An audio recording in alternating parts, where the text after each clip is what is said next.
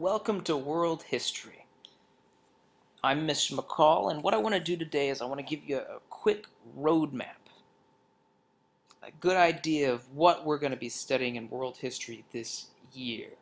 So what we're looking at right now is a top-down organizer, starting with world history, branching out to each of the units that we're going to study. So each of these units has to do with world history, but we're going to be looking at different aspects. The first one over here, you probably can't even really see, but it says patterns of population growth. That's the first one we're going to study. We have economic, networks, and exchange. I'll tell you what, let's zoom in a little bit. All right, so we have patterns of population growth. We have economic networks and exchange. Let's talk specifically about the first one first. So we've already, the first thing that we're going to teach is going to be early hominids, the first human beings and the predecessors. We're going to talk hunters and gatherers and how they transitioned to farming. From there, we're going to talk about the first Sumerian city-states and how the problems in that area led to the growth of city-states. We're going to talk about ancient Sumer. This is where we'll talk about civilizations. And then finally, we're going to finish this unit by discussing the geography and early settlement of India and why the specific features of the land in that area contributed to civilizations developing there. All right, next up. Next unit that we're going to study, economic networks and exchange. We're going to talk about specifically one of those empires that arise in India. India has a lot of things going for it as far as economics, networks of exchange, buying and selling things. We're going to talk about the fighting of the Persian Wars, and we'll talk about the economics and some of the other ideas that related to the Persian Wars. And finally, we're going to talk about the Silk Road. Now, the Silk Road is really important. Very important for world history. I'll give you a quick example. When the Europeans actually lost access to the Silk Road, that is when we start to see, first off, the Crusades, but also exploration. They have to find a different way to get the materials that they wanted from China and from India. They had to find a different route. So you start to see explorers like Christopher Columbus going off in different directions. The Europeans were desperate to get the things that were available through the Silk Road.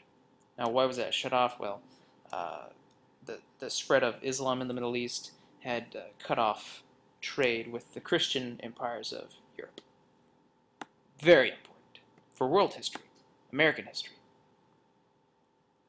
All right, next up, we're going to talk about abuses of power. We're going to talk about some of the different leaders in world history and what they have done with their power that maybe was not right. We're going to talk about pharaohs. We're going to talk about the first emperor of China. And we're going to talk about Alexander the Great and his empire. We're going to talk about the different things that they did, for good or for bad. Next up, we're going to talk haves and have-nots. The rich and the poor. The good and the bad. Now, I shouldn't say good and the bad. But the first thing we're going to talk about Shang Dynasty. We're going to talk about the lives of individuals living within the Shang Dynasty and how the Shang Dynasty kind of changed lives for ancient Chinese. We're going to talk about the rise of democracy and how democracy changed the way people lived in ancient Greece. And finally, in this unit, we're going to talk about the daily life in ancient Rome. Now, one thing that we don't have on here is daily life in ancient Egypt. Now, that's going to be covered in the African American history course, so I didn't want to cover that here as well. But you will have a chance to learn about that as well. Next up, expressing identity. We're going to talk about 3 Chinese philosophies. We're going to talk about the legacy of ancient Greece. We're going to talk about the legacy of ancient Rome.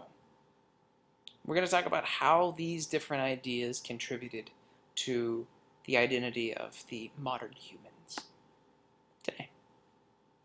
One example we just finished with. Over the summer we had the Olympics. That's part of our identity.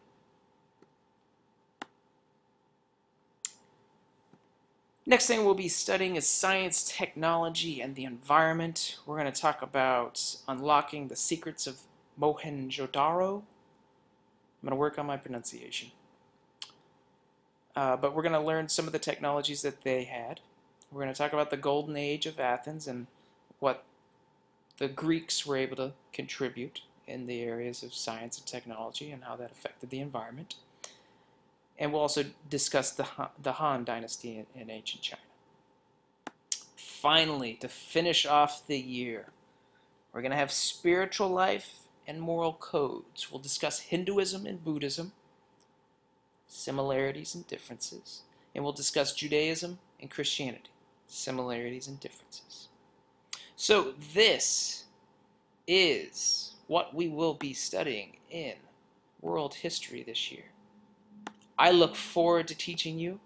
I look forward to filling in this roadmap as we go through the school year. It's going to be a great year. Take care.